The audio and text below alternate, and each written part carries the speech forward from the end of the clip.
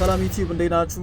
ቻርሊ ነኝ። ያው የተለያዩ የዝውውር ጉዳዮች አሉ። ባለፉት 24 ሰዓት ላይ ምን ተሰሙ የሚሉት ነጥቦች ወደ እናንተ ለማድረስ መጥተናል። በሚቀጥሉት 10 እስከ 15 ደቂቃዎች በሚኖሩ ቆይታዎቻችን የተለያዩ ነጥቦችን እናነሳሳለን። እያንዳንዱ ክለብ ላይ የተሰሙ አዳዲስ የዝውውር ጉዳዮች ከመኖራቸው እውነታ ጋር በተያያዘ ማለት ነው። ስለዚህ እናንተ ሜን ቻናል በደንብ ሰብስክራይብ አድርጉ ጋይስ። ቪዲዮን እስከ መጨረሻው እንደምታዩ እምነቴ ነው። ከተመቻችሁ ደግሞ ላይክ ማድረግ እንዳይረሳ ማለት ነው። በቅደም ተከተል የተሰሙትን ወቅታዊ ጉዳዮች ስለ እያንዳንዱ ክለብ በተለይ ደግሞ ከቶፕ 6 ክለቦች ጋር በተያያዘ የተሰሙትን ነጥቦች ምናነሳ ይሆናል። የመጀመሪያ ማንቸስተር ዩናይትድ ጉዳይ ነው።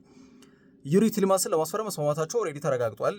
ለምን የሚል ጥያቄ ነው እየተነሳ የሚገኘው። ስቲል ቱ ዚስ ዳይ ይሄ ቪዲዮ እንግዲህ ወደ እናንተ እያስኩኝ ወይም ደግሞ እየቀረስኩኝ እስካለሁበት ሰዓት ድረስ በግራም በቀኝም ሀሳብ እየተሰጠበት ነው የሚገኘው የቲሊማንስ ጉዳይ።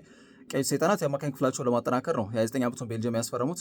ክለቡ ያው ከአታላንታ ኤደርሰን ጋር ያደርገውን ድርድር ቶሎ እንዳቋረጠ ይታወቃል። ተጫዋቹ ጉልበቱ ላይ ስቲል አለ አንዳንድ ያዩዋቸው ነገሮች አሉ፣ ወይም ደግሞ ያው በሜዲካል ተርም ወይም በጤና ምርመራ ሂደት ጋር በተያያዘ ማለት ነው ተጫዋቹ ጉልበቱ ላይ ችግር እንዳለ ተረድተናል። ይሄ ደግሞ በዘላቂ መንገድ እኛ ከምናስበው እቅድ ጋር አብሮ ተጠጥሞ መሄድ የሚችልበት ሁኔታ ስለማይኖር በሚል ዝውውሩን እንዲቋረጥ አድርጓል። ምንም አታላንታዎች ችግር የለበትም ቢሉም ማለት ነው ልጁን ኧረ ደህና ነው ምናምን የሚል ሀሳብ አላቸው። ገና 10 ወር ነው የቀረው ጋይስ። 10 ወር ማለት በቃ ከ10 ወር በኋላ ልጁ ፍሪ ኤጀንት ነው የሚሆነው።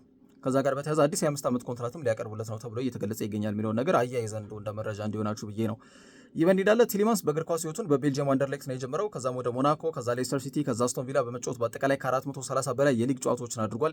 ወደ 57 ጎል አስቆጥሯል። 64 ለጎል የሚሆኑ ኳሶችን አመቻችቶ አቀብሏል። እንዲሁም በቤልጅየም ብሔራዊ ቡድን ደግሞ 91 ጨዋታዎችን አድርጎ 15 ጎሎችን ያስመዘገበ ሲሆን በቅርቡ በተደረገው የ2026 የዓለም ዋንጫ ላይ ለሴኔጋል 2 ጎሎችን በማስቆጠር ድንቅ ብቃቱን አሳይቷልና ከነዚህ ጎልና አሲስት ቁጥሮች በተጨማሪ ተጫዋቹ በሜዳ ላይ ያለው ሁለንተና የቴክኒክ ብቃት እጅግ በጣም አስደናቂ ነው። በተለይ በሊጉ ካሉ አማካኞች ጋር ሲነጻጸር በሜዳ ላይ የሚደረጉ ዱዌሎችን ወይም ደግሞ ሰላማዊ በሆነ መንገድ ኳስን ለመንጠቅ የሚደረግ ሽኩቻ ያው ቀጥተኛ ፍቺ ስለሌለው እንደዚህ አርዝመን መጠቀም አለብን። በቃ ዱዌል ሲባል ሰላማዊ በሆነ መንገድ ኳስን ለመንጠቅ የሚደረግ ሽኩቻ እንጂ አማራጭ የለንማ። በቃ ሌላ ምንም አጭር የሆነ ዱዌልን ሊያብራራ የሚችል አማርኛ ተርም ስለሌለው ማለት ነው። እና በአጠቃላይ በዛ ሂደት 81 በመቶ የተሳካ የማሸነፍ ሂደት እንዳለው ቁጥሮች ያመላክታሉ። ኳስን ከተከላካዮች ተቀብሎ ማደራጀት በዲፕ ላይንግ ሚድፊልደር ፖዚሽን ሚና ማለት ነው ትልቅ አቅም ካላቸው ተጫዋቾች መካከል አንዱ ነው። ኳስ ቁጥጥር፣ ቦል ሪከቨሪ ላይም ትልቅ ስኬት አለው። ቦል ሪከቨሪም ኳስ ከተነጠቀ በኋላ አንድ ቡድን ያንን ኳስ መልሶ መንጠቅ የሚችልበት የጊዜ መጠን ማለት ነው ቦል ሪከቨሪና ቦልን ሪከቨር ማድረግ መልሶ የኳስ ቁጥጥርን በእጃቸው ማስገባት እንደማለት ነው። በዛ ሂደት ላይም ጥሩ ሚና ካላቸው ተጫዋቾች መካከል አንዱ ነውና በተመሳሳይ ኳስን ከራሱ የሜዳ ክፍል ቀጥና ወደ ተቃራኒ ሳጥን በጥንካሬ እየገፋ መውሰድ በተለምዶ ፕሮግሬሲቭ ኬሪስ ነው የሚባለው። በዛ ሂደት ላይ ጥሩ አቅም አለው። ፕሮግሬሲቭ ፓስ ከሳይድ ፓሶች ይልቅ ተሻጋሪ ኳሶችን በማቀበል ይታወቃል። ማንቸስተር ዩናይትድ ተጫዋቹን አጥብቆ የፈለገበት ዋነኛው ምክንያት በሊጉ ያለው ሰፊ ልምድ፣ 1 ኳስን መንጠቅ፣ ማንሸራሸር፣ ማጥቃት ፈጠራ ችሎታ፣ 2 እንዲሁም በሜዳ ላይ ያለው በሳል መሪነትና ለቡድኑ ወሳኝ ጥንካሬ ይጨምራል ስለታመነ። ለምሳሌ ሊደርሺፕ ሜንታሊቲው ትልቅ ነው ባይዘው። ለምሳሌ አስቶን ቪላ ላይ ማንበል ነው። ዩሮፓ ሊግን ሲያሳኩ ዋንጫውን ከፍ አድርጎ አሳክቷል። በዓለም ዋንጫ ላይም ተመልክተናል አይደል? በዓለም ዋንጫ ላይ ሴኔጋል ላይ 2 ጎሎችን አስቆጥሮ ነበር። እንዲሁም አንድ በጨዋታ አንድ በፍጹም ቅጣት ምት ማለት ነው። እና አምበል ነበረ። በቤልጅየም ብሔራዊ ቡድን 2015 ጀምሮ የመሰለፍን እድል አግኝቷል ቲሊማንስ። ጎሎቹ አሲስቶቹን ብትተውት እንኳን እድሜ በጣም ያስተማረው ሌስተር ሲቲ፣ አስቶን ቪላ፣ ሞናኮ ቤት በርካታ ተጫዋቾችን ያደረገ አማካይ መስመር ላይ ምን ማድረግ እንዳለበት በጣም ጠንቅቆ የሚያውቅ ተጫዋች ነው። ሌስተር ሲቲ ወደ ታችኛው ሊግ በወረደበት አጋጣሚ ኢቨን አርሰናል ራሱ ቲሊማንስን ለማስፈረም ፍላጎት አሳይቶ ነበረ። ግን ያው እንዳሰቡት ነገሮች መቃኘት ስላልቻሉላቸው ወይም ደግሞ ተጫዋቹ ማስፈረም የሚችሉበት አጋጣሚ ስላልነበር ነው ልጁ እያቀና ወደ አስቶን ቪላ ለማለፍ ፈልጌ ነው እንጂ በተለያዩ ክለቦች የሚፈለግ እንደነበር ለማስመር ያክል ነው። ስለዚህ ዩናይትድ ኦቨርኦል ጥሩ ተጫዋች ነው ያገኘው። ኢቨን ከማይክል ካሪ ጋር 2017 ላይ ተጫውቷል። ካሪ 2018 ነው ጫማውን የሰቀለው።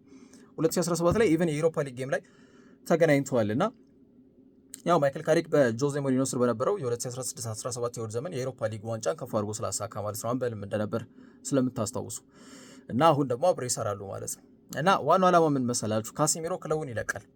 ካሴሚሮ ወደ ማንቸስተር ዩናይትድ ይዞ የመጣው ልምድ ነው እንጂ እድሜው ሄዶ ነው የመጣው። ካስታወሳችሁ ኦብቪየስ አይደለ? እድሜው ሄዶ ነው የመጣው። ፕራይሙን በሪያል ማድሪድ ጨርሶ ነው የመጣው። ግን መጥቶ እንኳን የነበረው ሊደርሺፕ ሜንታሊቲን እንዲሁም ደግሞ ቡድን በተለይ በአማካይ መስመር ላይ የሚመራበት መንገድ ኳስና መረብን ለማገናኘት የት እንደሚገኝ ካሴሚሮ ከኳስ ውጪ ምን ማድረግ እንዳለበት ዲሲዥኖቹ በተለይ ዲሲዥን ሜኪንግ ላይ በጣም ከሌሎች ተጫዋቾች በጣም የበሰለ ተጫዋች እንደነበር ሳይታለም የተፈታ ነው። ሜዳ ላይ የምናየውም ነገር ፍንትው ብሎ የሚያሳየን ያንን ከመሆኑ እውነታ ጋር በተያያዘ አሁን ለማቲያስ ፈርናንዴስ 85 ሚሊዮን ሲጠየቁ ነበረ። እነሱ ይህንን ገንዘብ ለሁለት ከፍለው ቲሊማንስን ድምጻቸውን አጭፍተው ፍን አድርጎ አስፈርመውታል።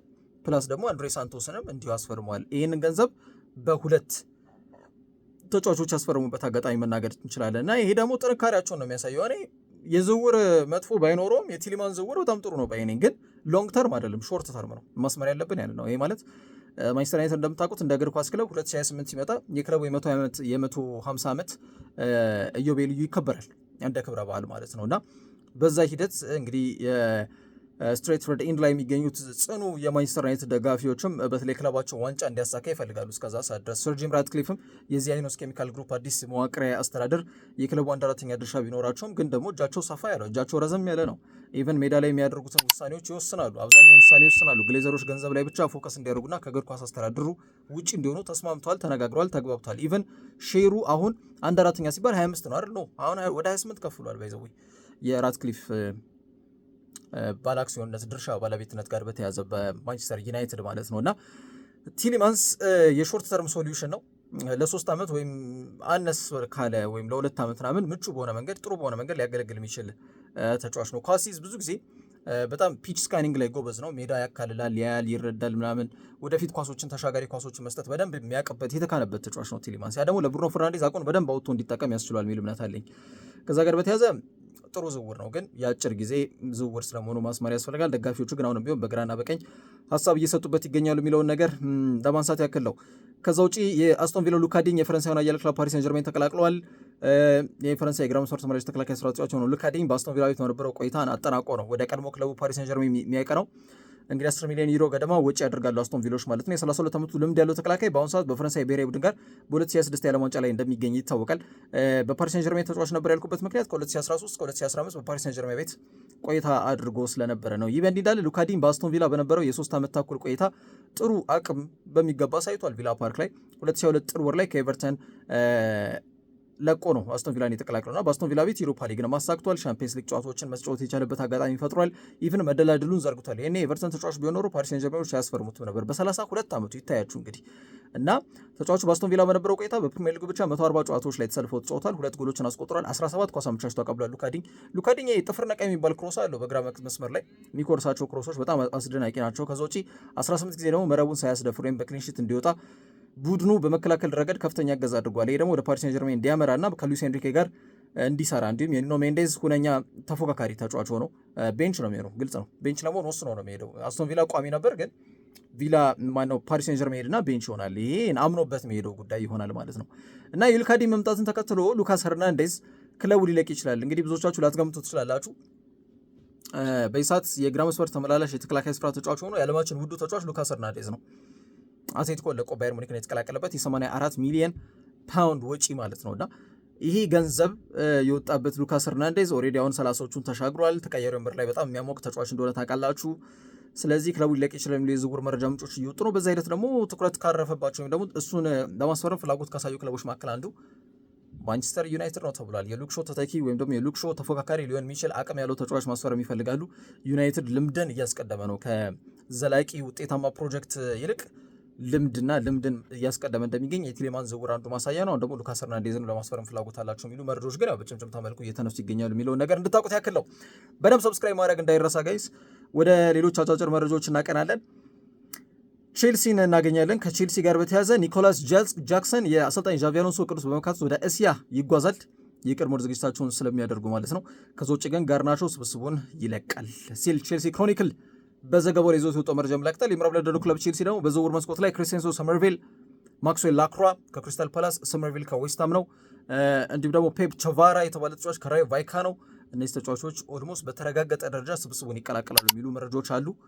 ይህ በእንዲህ እንዳለ ደግሞ ክሪስቴንሶ አልኩኝ በአማካይ መስመር ላይ አደም ዎርተንንም እንዲሁ በተመሳሳይ ከክሪስታል ፓላስ ለማስፈረም እንቅስቃሴና ድርድር ኦፊሻል ይጀምሯል ቼልሲዎችና በጣም ብዙ ለውጦችን እያየን እንገኛለን። ተጫዋችም እየለቀቁ ነው። ተጫዋችም ለማስፈረም በጣም በርቀት እየተንቀሳቀሱ እንደሚገኙ መናገር እንችላለን። ክለቡ ተጫዋቾች ወደፊት ዕጣ ፈንታ ላይ ትልልቅ ውሳኔዎችን እያስተላለፈ ይገኛል። የዣቪ አሎንሶ የመጀመሪያ ጋዜጣዊ መግለጫው ላይ ትላንትና ሰጥቷል እና ባለፈው የውድድር ዘመን በተለይ ደግሞ በባየር ሙኒክ በውሰት ያሳለፈውን ሴኔጋላዊን አጥቂ ጃክሰን አዲስ የውድድር ዘመን እቅዳቸው ውስጥ እንደሚያካትቱትና ከቡድኑ ጋር አብሮ በቅድመ ወደ ዝግጅት እንደሚጓዝ ተናግሯል። በሌላ በኩል ባለፈው ክረምት የዝውውር መስኮት ማንቸስተር ዩናይትድን ለቆ ትልቅ ተስፋና እምነት ተጥሎበት ክለቡን የተቀላቀለው አርጀንቲና ኮከብ አሌሃንድሮ ጋርናቾ ማይንድ ሴቱ ትክክል አልመሰለኝም። እኔ ከአንድ ዓመት በኋላ ክለቡን ለመልቀቅ ተቃርቧል። ኦልሞስት ይለቃል ተብሎ ነው እየተገለጸ የሚገኘው። ይቅርታ ከሮማ እንዲሁም ደግሞ ከሪቨር ፕሌት የተለያዩ የዝውውር ጥያቄዎች ቀርቦለታል ተብሏል። አሌሃንድሮ ጋርናቾ የተሰጠውን እድል በሚገባ ለመጠቀም የሚያስችል አቅም ክህሎት እያለው ግን ሊጠቀምበት ያልቻለ ተጫዋች አድርጌ ነው ልቆጥረው የምችለው። በዚህ ዓመት 8 ጎል ብቻ ነው ያስቆጠረው። በፕሪሚየር ሊግ ደግሞ 1 ጎል ብቻ ነው ያስቆጠረው። ያንን ተከትሎ የጣሊያኑ ክለብ ሮማ ተጫዋቹን ለመውሰድ ፍላጎት አሳይቷል። ቼልሲ ተጫዋቹን 42.5 እስከ 45 ሚሊዮን ፓውንድ ገደማ የዝውውር ሂሳብ ከቀረበለት ይሸጠዋል። ኢቭን ከፕሪሲዝን ውጪ ነው ከዝውውር እቅዱ ለሱ የሚቀርቡ ጥያቄዎችን ለመቀበል ቼልሲ ዝግጁ እንደሚሆን አሳውቀውታል። አርጀንቲና የክንፍ አጥቂ ተጫዋች ከቼልሲ የሚለቅ ከሆነ ቀድሞ የነበረው ክለቡ ማንቸስተር ዩናይትድ በውል ላይ ባስቀመጠው 10% ሴሎን ክሎዝ የትርፍ ሽያጭ ተካፋይ ውል አንቀጽ አስገብተውበታል። ስለዚህ ማንቸስተር ዩናይትድ ልክ እንደ ሜሰን ግሪንውድ ሁሉ ሜሰን ግሪንውድ አሁን ወደ ፌነርባቼ ሲሄድ ተቀብሏል ገንዘብ እኮ ሴሎን ክሎዝ በሚለው ማለት ነው። እና አሁንም ጋርናቾ ላይም ሴሎን ክሎዝ አለው። ስለዚህ 10% የትርፍ ድርሻ ተካፋይ የሚሆኑበት እድል በጣም ከፍተኛ ስለመሆኑ መናገር ትችላላችሁ ማለት ነው። ይህ በእንዲህ እንዳለ ክሪስቴንሲዮ ሰመርቬል ባለፈው የውድድር ዘመን ላይ ወደ 19 የጎል ተሳትፎ ለዌስትሃም ቢያደርግም ግን ክለቡን በሊጉ እንዲቆይ ማድረግ ያልቻለው ይህንን ኮከብ በግራ መስመር ማጥቃት እንቅስቃሴ ላይ ያው ጋርናቾ ስለሚለቅ የጊትንስ ተፎካካሪ እንዲሁም ደግሞ ቋሚ ተሰላፊ የመሆን እድሉም ከፍተኛ እንዲሆን በማድረግ ይህን ተጫዋች ለማስፈረም እየተንቀሳቀሱ ነው። 24 ዓመት ላይ ነው የሚገኘው። ማንቸስተር ዩናይትድም እዚህ ዝውውር ውስጥ አለ፣ ግን አሁን ባለው ሁኔታ በቼልሲ እየተመራ እንደሚገኝ የመረጃ ምንጮች የሚጠቁሙት ማለት ነው። ከዛ ውጪ አደም ሞርተን በላይን ብሬኪንግ ፓስ በተከላካይ ሰንጣቂ ኳሶች የሚታወቀው ይህንን እንግሊዛዊ አማካኝ የአንድሬ ሳንቶስ ተተኪ አድርገው ለማምጣት ጥረት እያደረጉ ይገኛሉ። አንድ አማካኝ ማስፈረማቸው አይቀርም። ፕሮባብሊ አደም ሞርተን የመሆን እድሉ ከፍተኛ እንዲሆን እምነት አላቸው እና በዛ ሂደት የሚቃኝ እንቅስቃሴ በቀጣይ ጊዜያቶች ላይ ያደርጋሉ። በተከላካይ መስመር ላይ ሁለቱ ተጫዋቾች አይቃሬ ነው፣ ማክስዌል ላክሯ እንዲሁም ደግሞ ፔፕ ቻቫራ። እነዚህ ሁለት ተጫዋቾች ዝውውሩን ለማጠናቀቅ ፈቃደኛ ናቸው። ፔፕ ቻቫራ ራዮ ቫይካኖ ከክሪስታል ፓላስ ጋር እንግዲህ እስከ ፍጻሜ ድረስ በኮንፈረንስ ሊግ እንዲሄዱ ትልቅ አስተዋጽኦ ያበረከተ፣ ኢቭን ከባርሴሎና ጋር ሲጫወቱ ላሚን ያማልን ቁልፍ ያደረገበት መንገድ እጅግ በጣም አስደናቂ ነበር። ጥሩ አቅም ያለው ተጫዋች ነው። እሱን በተመላላሽ የተከላካይ መስመር ቦታ ላይ ለማስፈረም ፍላጎት አላቸው። ከዛ ውጭ ደግሞ ማክስዌል ላክሯ ነው። ያው ይሄ ልጅ ክሪስታል ፓላስ በታሪካቸው ለመጀመሪያ ጊዜ ዩሮፓ ሊግን ሲያሳኩ፣ በታሪካቸው ለመጀመሪያ ጊዜ ኤፍ ኤ ካፕን ሲያሳኩ፣ በታሪካቸው ለመጀመሪያ ጊዜ ኮሚኒቲ ሺልድን ሲያሳኩ አንዴ ከማርጌይ ጋር አንዴ ደግሞ ከክሪስ ሪቻርድስ ጋር እየተጣመረ እሱ ግን በማይዋዥቅ አቋም ማለት ነው ለክለቡ ስኬት ትልቅ በር ከፋች የነበረ ተጫዋች ነው። ማክስዌል ላክሯ 26 ዓመት ላይ የሚገኝ ፈረንሳይ ተጫዋች ነው። እንደምታውቁት ከወልፍስበርግ ለቆ ነው ክሪስታል ፓላስን የተቀላቀለው። 1 ጎል አለው። ከ50 በላይ መርሃ ግብሮችን ተሰልፎ ተጫውቷል ክሪስታል ፓላስ እና በጣም ወሳኝ የሚባል ተከላካይ ነው። በዚህ ሰዓት ላይ ለዚህ ተጫዋች የሚቀርብ የዝውውር ጥያቄ ለመቀበል ዝግጁ ናቸው። ኦልሞስት እንደሚለቅ የተረጋገጠ ጉዳይ ነው። መዳረሻው ስታንፎርድ ብሪጅ ይመስላል። እነዚህ ጉዳዮች ከቼልሲ እግር ኳስ ክለብ ጋር የምናያቸው የምንመለከታቸው እና በዝውውር መስኮት ባለፉት 24 ሰዓታት ላይ እየተነሱ ያሉ ርዕሰ ጉዳዮች ናቸው። ሌላው አርሰናል ነው። ዋናው ማረፊያችን ጉዳይ ይሆናል። ከአርሰናል ጋር በተያዘ በዩሊያን አልቫሬዝ ጉዳይ ትልቅ ተስፋ እንዲጥሉ የሚያደርጉ መረጃ ተሰምቷል። ያው ተጫዋቹ አትሌቲኮ ልቀቁኝ ጥያቄ ካስገባ በኋላ እዛው ስፔን እንዲቆይ ግን እንደማይፈቀድለትና ጥያቄው ተቀባይነት እንዳገኘ የምታውቁት ጉዳይ ነው። ተጫዋቹም ቀዳሚ ምርጫ ወደ ባርሴሎና ማቅናት ቢሆንም ካልተሳካ አይቀር ግን በሮጂ ብላንኮቹ ቤት ከመቆየት ወደ ፕሪሚየር ሊግ መመለስ እንደሚመርጥ የሚጠቁሙ መረጃዎች ወጥተዋል። ይሄ በጣም ሰበር ዜና ነው ለአርሰናል። ሜዳውን ፈረሱም ያው ተብሏል። እንግዲህ አሁን ማስፈረም ብቻ ነው ከነሱ የሚጠበቀው ብዬ ነው ማስበው። 26 ዓመት ላይ ነው የሚገኘው አልቫሬዝ። በዓለም ዋንጫ ላይ ስዊዘርላንድ ላይ ያስቆጠራት ጎል እጅን በአፍ ብዙዎች እንዳስጫነ እገምታለሁ። በ49 ጨዋታ 20 ጎሎችን አስቆጥሮ 9 ኳስ አመቻችቶ ተቀብሏል። የአልቫሬዝ ትልቁ ችግር ሲቲ ለቆ አትሌቲኮ ማድሪድ የተቀላቀለበት መንገድ እውነት ከእሱ አጨዋወት መንገድ ጋር አብሮ የተቃኘ ነው ወይ? ጀስት ስፔን ስለሆነ ታውቃላችሁ፣ ስፔንና አርጀንቲና ያላቸውን ቀረቤታ እንዲሁም ደግሞ ፖርቹጋልና ብራዚል ከቀኝ ግዛት ጋር በተያያዘ ተመሳሳይ ቋንቋ ነው የሚያወሩት እና ያላቸው ቀረቤታ ይታወቃል። እና ይሄ ተጫዋች ወደ አትሌቲኮ ማድሪድ ሴት አትሌቲኮ ማድሪድ በሎ ብሎክ የሚጫወት ሞር ጎሎችን ለማስቆጠር ፍላጎት የሌለው አይነት ቡድን ነው። ከማጥቃት ይልቅ መከላከል የሚመርጥ አይነት ቡድን ሆኖ ሳለ ጀስት የስፔን ቡድንና ቋሚ የተሰላፊነትን እድል ስለሚያገኝ ብቻ ነው ወስኖ ሲቲ ለቆ ሄዶና ያ ትክክል እንዳልነበር እየተመለከት እንገኛለን። በአጠቃላይ የሜዳ ላይ እንቅስቃሴው ለክፉ አይሰጥም። ግን እውነቱን ለመናገር በዋንጫ የተሽቆጠቆጠ የምትሉት አይነት በተለይ ደግሞ ዓለም ዋንጫን በጊዜ ያሳካ ሻምፒየንስ ሊግን ያሳካ ተጫዋች ነው። እዛ ሄዶ ምንም ነገር ኢቨን ኮፓ ዴል ሬይ ራሱ ማሳካት አልቻለም። በሪያል ሶሲዳድ ተሸንፈዋል ፍጻሜ ላይ እና አትሌቲኮ ማድሪድ ተጫዋቹን በስፔን ውስጥ ለሚገኝ ለሌላ ክለብ እንደማይሸጡት 100 ሚሊዮን ዩሮ ገደማ ለዚህ ተጫዋች እንደሚጠብቁ ተናግሯል ኦፊሻሊ። ስለዚህ አርሰናል ምን እንቅስቃሴ ያደርጋሉ ነው? እስከ 90 ሚሊዮን ዩሮ ነው የሚገምቱት። ፕሮባብሊ ጨመር አድርገው ገንዘብ ጥያቄ ያቀርባሉ ወይ የሚለው ርዕሰ ጉዳይ በቀጣይ የሚታይና የሚጠበቅ ይሆናል ማለት ነው። አልቫሬዝን ከሚፈልጉ ሌሎች ክለቦች መካከል አንዱ ፓሪስ ሴን ጀርሜን አንዱ ነበር፣ ግን ፌራን ቶሬስን ኦልሬዲ ያስፈርሟል ወይም ደግሞ ለማስፈረም ተስማምተዋል። ያንን ተከትሎ ፌራን ቶሬስ የጎንካሎ ራሞስ ተተኪ ሆኖ ፓርክ ዴ ፕሪንስ ይደርሳልና ከዛ ጋር በተያያዘ ይህን ተጫዋች ለማስፈረም ኦልሞስት በእጃቸው ነው ሁሉም ነገር ከአርሰናል ጋር በተያያዘ ማለት ነውና ምን ቀጣይ እርምጃዎችን ይወስዳሉ የሚለው ርዕሰ ጉዳይ በትልቁ ይጠበቃል ማለት ነው።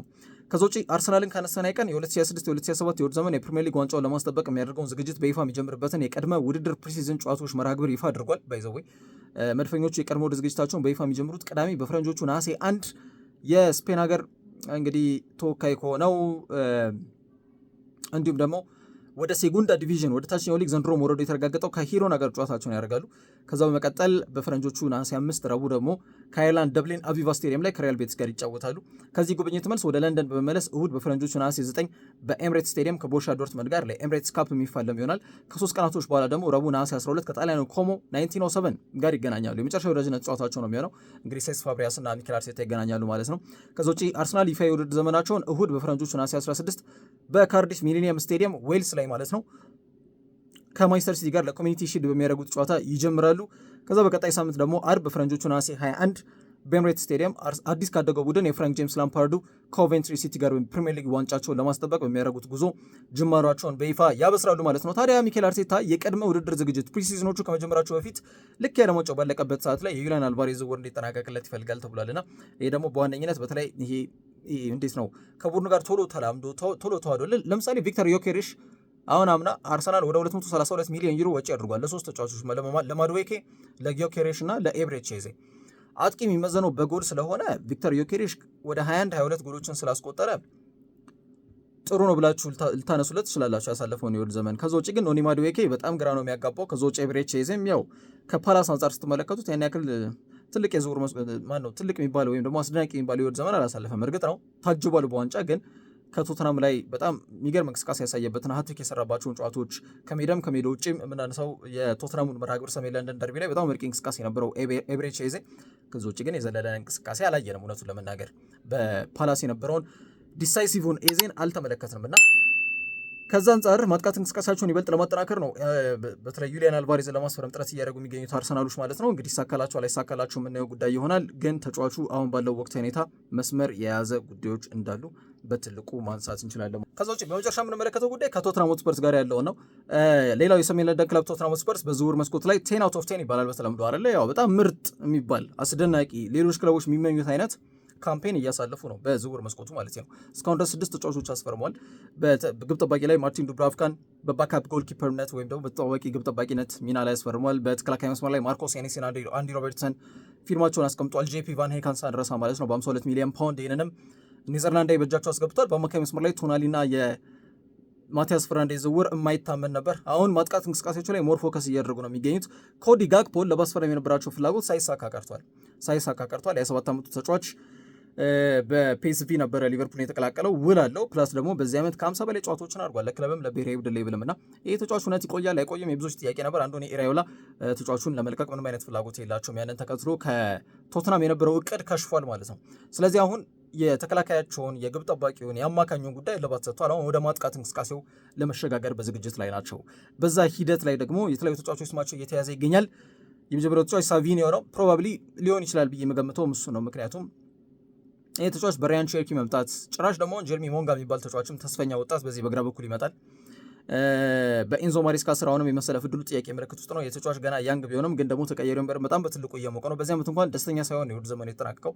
ስለዚህ በዚህ ክለብ በዚህ መንገድ እንግዲህ ቋሚ ተሰላፊነትን ዕድሉ የማያገኝ ከሆነ ዝውውሩን ለማድረግ ፑሽ ያደርጋል ተብሎ ይገመታል። ከዚህ ዝውውር ጋር በተያያዘ የሚገርመው ነገር ከዣቪ ሲመንስ ጋር አብሮ ተጫውተዋል እና በፒኤስቪ ማለት ነው እና ዣቪ ሲመንስ ከሳቪኒዮ ጋር የነበረውን ፎቶ አውት ኦፍ ኖዌር አውት ኦፍ ዘ ብሉ ነው የሚባለው ምንም ነገር በሌለበት አውጥቶ ዝም ብሎ ፖስት አድርጎታል ኢንስታግራም ገጹ ላይ እና በቃ እንዲመጣ እንደሚፈልግና ይህ ዝውውር መስመር እንዲይዝ ጫናም እያሳደረ እንደሚገኝ አንዱ አመላካሽ ጉዳይ ስለመሆኑ መናገር ትችላላችሁ። ከዛ ውጭ ግን እንደነ ራፋኤል ሊያው ኦልሬዲ ኦፈር የተደረገ ተጫዋች ነው። ራፋኤል ሊያው ላይ ማነሳው ነገር ምንድን ነው ፈራተባ የሚባል ነገር አለ። ይሄ በጣም ፈራተባ እያሉ ነው ክለቦች። የተጫዋቹ ኦፍ ደ ቦል ሙቭመንት በጣም ሌዚ የሚባል ተጫዋች ነው። ከኳስ ውጭ ያለው እንቅስቃሴ በጣም ደካማ ነው። ከራፋኤል ሊያው ጋር በተያዘ አሁን እንግዲህ ዘመናዊ እግር ኳስ ማጥቃትን መከላከልን ማቀናጀት ይጠይቃል። ከዛ ጋር በተያዘ ለዚህ ተጫዋች ያን ያክል አይደለም፣ ከፍተኛ ገንዘብ አይደለም። ወደ 45 ሚሊዮን ዩሮ ከቀረበ ኤሲ ሚላን ተጫዋቹ ለመሸጥ ዝግጁ ነው።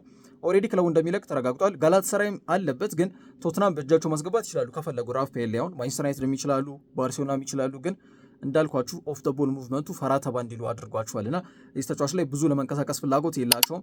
ሌላ ኦማር ማርሙሽ ነው። ኦማር ማርሙሽንም በትኩረት እያዩት ይገኛሉ። ማነው ቶትናም ሆትስፐርስ፣ ቶትናም ብቻ አይደለም አስቶን ቪላም ኒውካስልም ይህን ተጫዋች ለማስፈረም ፍላጎት አላቸው። ግን ኤንዞ ማሬስካ አሰስ ማድረግ አለበት ወይም ደግሞ ክለቡን መገምገም መቻል ይኖርበታል። ኤርሊንግ ሃላንድ ቤንች የመሆን ፍላጎት የለውም። ኦማር ማርሙሽ የወጣበትም ሂሳብ ከፍተኛ ነው። ለሱም የሆነ አጮት መንገድ ዘርግተውና ቦታም ያገኙለት ከሆነ ኦኬ ይቆያል። ካልሆነ ግን እሱም ቤንች ሆነ የመቆየት ፍላጎት የለውም። በተለይ በፔፕ ጋርዲዮላ የመጨረሻ የውድድር ዘመን ላይ በጣም ጥያቄ የሚነሳበት አይነት የውድ ዘመን ካሳለፉት ተጫዋቾች መካከል አንዱ ኦመር ማርሙሽ ነው። የግብፃዊ ልዑል ያው ግብፃዊ ኮከብ መሐመድ ሳላ ስለሆነ ነው ግብፃዊ ልዑል ምንለው። በዛ ሂደት የሚቃኝ ሂደቶች ናቸው ያሉትና ቶተንሃም ምናልባት የሳቪኒዮን ዝውውር በመጪዎቹ ጥቂት ቀናቶች ላይ ለማጠናቀቅ ጥረት ያደርጋሉ ተብሎ ይገምታል። ይህ እንዳለ ራንዳል ኮሎሙዋኒ ተጫዋቻቸውም እንዲሁ ወደ ፓሪስ ሴን ጀርሜን ወደ ጁቬንቱስ ለማቅናት ከጫፍ ደርሷል የሚሉ መረጃዎች እየወጡ ስለሚገኙ ይሄ ማጥቃት እንቅስቃሴያቸውን በተለይ ደግሞ በሪቻርልሰን በሶላንኬ በጣም ጥያቄ የሚነሳበት አይነት የማጥቃት እንቅስቃሴ ነው ያላቸው፣ ወይ ጉዳት ወይ አቋም መዋዠቅ ስለማያጣቸው ማለት ነው እነዚህን ተጫዋቾች። ስለዚህ ሞር የክንፍ ማጥቃት እንቅስቃሴያቸውንም ለማጠናከር አይናቸው ሳቪኒዮ ላይ እንዳረፈ የሚጠቁ መረጃዎች ናቸው እየወጡ የሚገኙት። እንግዲህ ከሞላ ጎደል ከቶፕ 6 ቡድኖች ጋር በተያያዘ የተሰሙት የዝውውር ርዕሰ ጉዳዮች እነዚህ ነው የሚመስሉት። ክብራትና ክብራን ይሄ ቻርሊ ቲዩብ ነው። ባካችሁ ሰብስክራይብ ማድረግ እንዳይረሳ፣ ቪዲዮቻችን ከተመቻችሁ ላይክ ማድረግም በዛው እንዳትረሱ ማለት ነው። ለብዙዎች እንዲዳረስ ሼር ማድረግም እንደዛው እንዳይረሳ። በነገው እንዲሁም ደግሞ በሌሎች ቀናቶች ላይም ተጨማሪ ቪዲዮችን ያው ዝውውር እንደመሆኑ መጠን ወቅቱ ከዚህ ሰዓት ጀምሮ ደግሞ በጣም እየተቀላጠፈ ነው የሚሄደው የዓለም ዋንጫም እየተጠናቀቀ ከመሆኑ እውነታ ጋር በተያያዘ ስለዚህ ከስር ቪዲዮዎች እንለቅላችኋለን። እናንተም ሰብስክራይብ ማድረግ እንዳይረሳ። ይመቻች።